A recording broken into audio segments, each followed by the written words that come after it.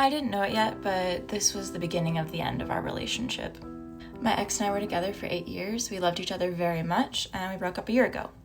But at this point in the story, we've been together for 5 years, and we've significantly leveled up our lives. Tyler's working remotely, and I'm going to school remotely, and Tyler's making enough money to support both of us.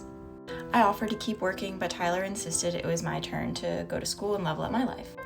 We're sitting right next to each other all day, every day, and I feel like I'm so far away from him. He's deeply frustrated, but I don't know about what, and he's just pouring himself into work and working 24/7. At this point, we're rarely ever having sex, and I bring this up to him and I ask for just more connection with him in general.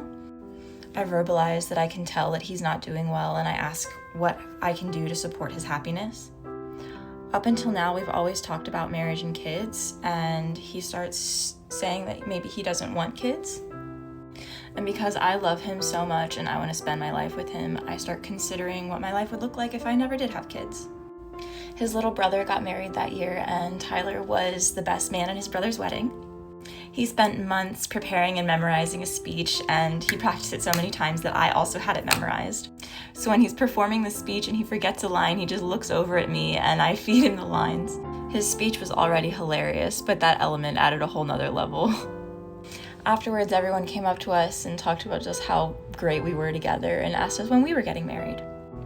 We didn't have an answer, and anytime someone asked us that, I diverted the question or found so many different ways to kind of just laugh it off. I wouldn't have admitted it to myself at the time, but it actually really did bother me that we didn't know when we were going to get married.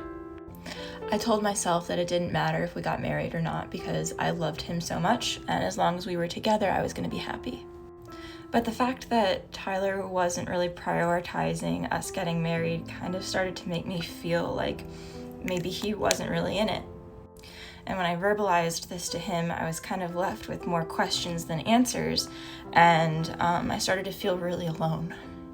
He was deeply unhappy in his life, and I started to think that maybe I was the problem. A couple weeks after we got back, he decided to quit his job, and I was so supportive because I just wanted him to be happy again. But this did mean that I was going to have to come up with a new plan as far as how I was going to afford school and what we were going to do. Follow along to see what we do next.